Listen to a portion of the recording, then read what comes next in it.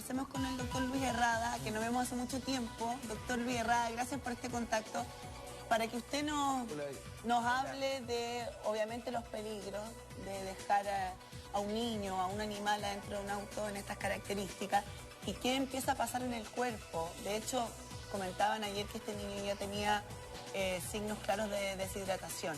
¿Cómo está, doctor? Buenos días. Hola, Diana, ¿cómo están? Buenos días. Hola, José Antonio. Qué bueno escucharlo. Bueno, la situación del punto de vista de las enfermedades por calor, uno las podría dividir en dos grupos. Las enfermedades por calor, que son aquellas que afectan por ejercicio extremo. Por ejemplo, cuando escuchamos algunos entrenamientos militares, por ejemplo, muy duros a altas temperaturas. Y también en aquellos pacientes que son enfermedades por calor que son por ser sometidos a altas temperaturas en personas que no tienen la capacidad de termorregular adecuadamente, como los niños y los adultos mayores.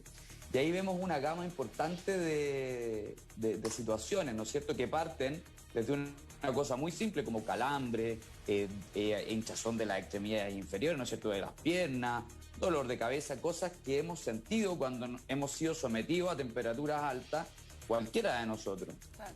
Luego eso puede terminar, ¿no es cierto?, en la muerte de un paciente a través de una enfermedad que se llama golpe de calor, ¿no es cierto?, que es ya como el extremo de las enfermedades por calor, que es básicamente una falla del sistema nervioso central que genera que el paciente entre en convulsión, ¿no es cierto?, coma y posteriormente un paro cardiorrespiratorio. Entonces, sin duda, esta situación o esta historia podría haber terminado de manera muy triste, ¿no? Y es importante en estas situaciones generar esta idea de prevención de manera inmediata. Siempre debemos tomar estas experiencias, ¿no es cierto?, y prevenir. ¿Cómo se previene? Por ejemplo, en este caso, en algunas revistas en pediatría sugieren a los padres dejar algún objeto que no olviden cuando andan con un niño. Por ejemplo, cuando uno sale de la rutina, toma al niño y se lo lleva, qué sé yo, a la oficina, siendo que no lo hace continuamente, dejar la cartera, por ejemplo, en el asiento de atrás, doctor, es una buena técnica. Sí, bueno, de manera que no genere el olvido. Entiendo. Ahora, si uno se olvida de su hijo, ¿cómo no se va a olvidar de la cartera, digamos? ¿A qué es más importante, la cartera o el niño? Quería preguntarle, doctor, lo que pasa, José Antonio, dígame, es que ahí yo nunca entro en los juicios, pero te digo que en el fondo lo que se busca es generar mecanismos de seguridad. Hay personas que ponen alarma, ¿ya? Es interesante que usemos esta instancia como prevención, de manera de que no suceda. ¿Qué es lo que hago? ¿Les tiro agua? ¿Cómo poder contrarrestar un shock de calor? Porque eso muchos de nosotros no lo sabemos. Ya, ahí es súper importante, José Antonio, primero, como siempre, resguardar la seguridad tuya y del paciente. O sea, claro, lo que hicieron acá de calmar al niño primero, entendiendo que estaba consciente, ¿no es cierto?, al interior del auto, es muy buena idea. Luego, ya solamente al extraerlo del vehículo estamos ayudando. Ya, porque finalmente el problema de esto es que él está en un ambiente donde hay demasiada temperatura y su cuerpo no está logrando termorregular, o sea, sus mecanismos de defensa para esto no están siendo suficientes, por lo tanto ya extrayéndolo es muy bueno. Luego, cuando uno lo extrae, debería pedir inmediatamente ayuda médica. Eso también es radical, o sea, una ambulancia es muy importante. Si se puede hacer al mismo tiempo, genial, ¿no es cierto? ¿Qué hacemos nosotros cuando llega este paciente?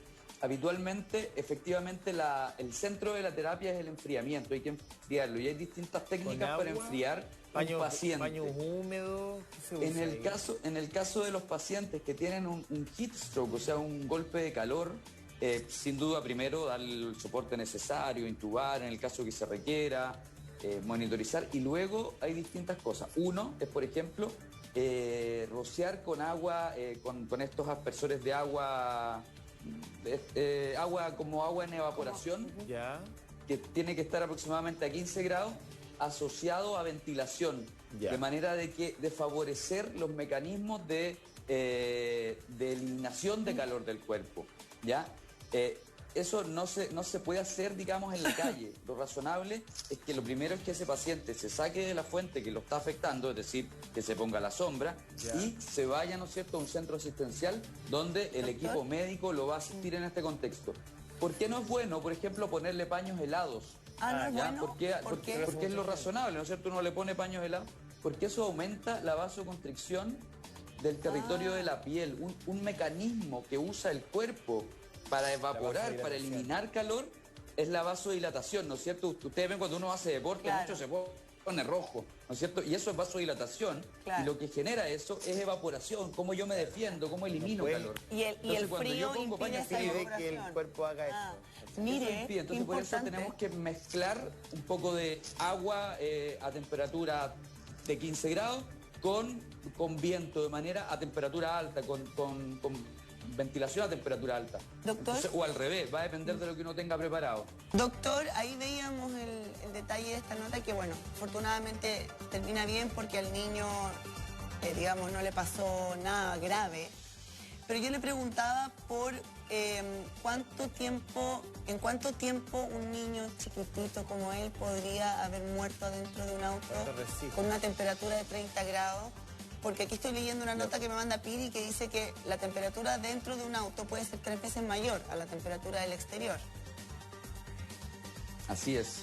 Mira, Diana, ahí va a depender mucho de los mecanismos fisiológicos de termorregulación. Ahora, el golpe de calor es una enfermedad que es aguda, que es súbita.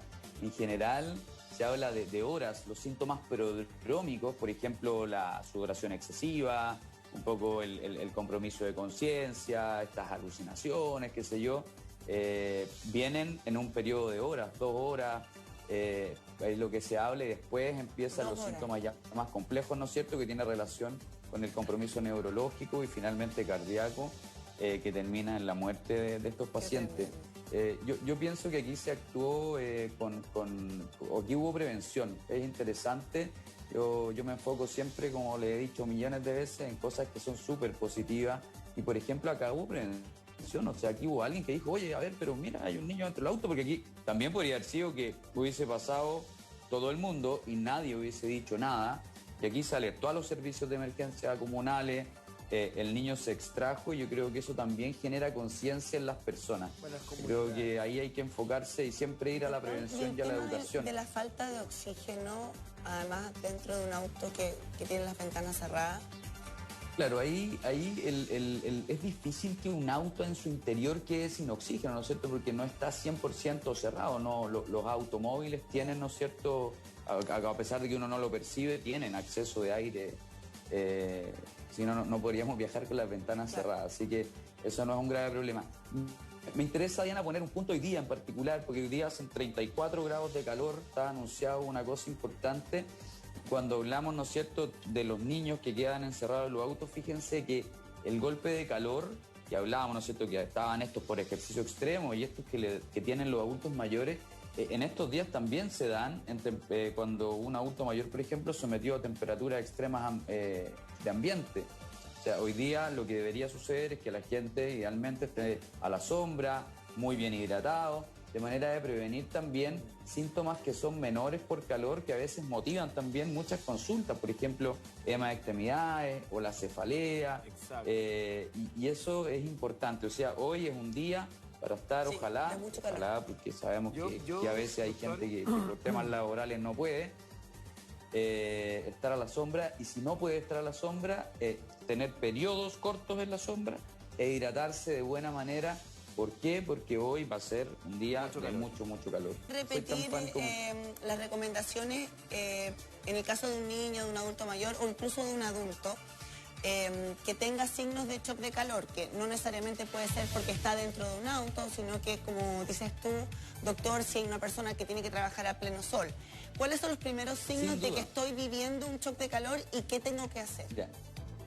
Ahí es súper importante, Diana, primero decir que las enfermedades por calor van de manera sucesiva, ¿no es cierto? Por ejemplo, alguien que tiene calambres en un día de mucho calor podría asociarlo, ¿no es cierto?, a la temperatura, y ese es como el inicio.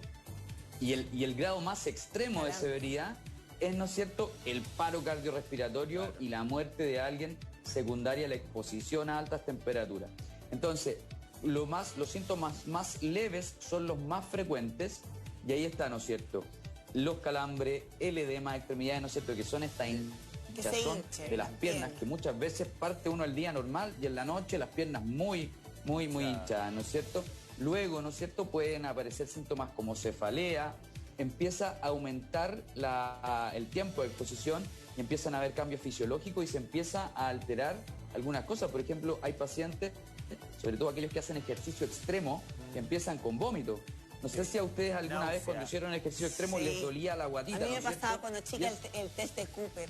Qué atroz. Exactamente. Eso es un síntoma. ¿Qué hubiese pasado entonces si el niño hubiese estado más de una hora dentro del auto en un día de más de 30 grados a pleno sol, con el auto totalmente cerrado?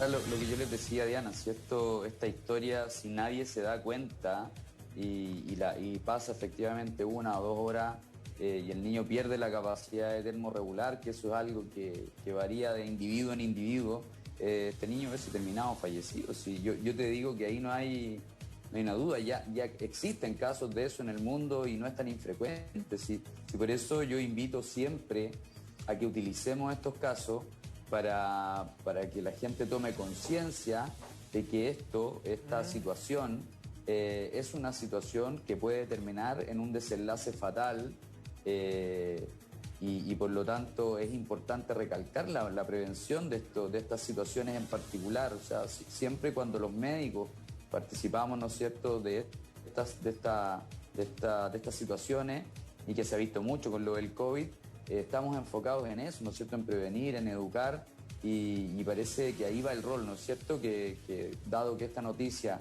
genera bastante revuelo y gracias a Dios terminó en un final feliz, utilizar esto para hacer el llamado a las personas, sobre todo en días de mucho calor. Gracias, doctor, que tenga buen día. Recordar lo de siempre, distancia física, mascarilla y lavado de manos, porque efectivamente tenemos una variante y hay que seguir cuidándose, la pandemia no se ha acabado, así que aquí en Clínica Vespucio seguimos full trabajando para nuestros pacientes. Que esté muy bien. Bien, doctor, muchas gracias. Chao.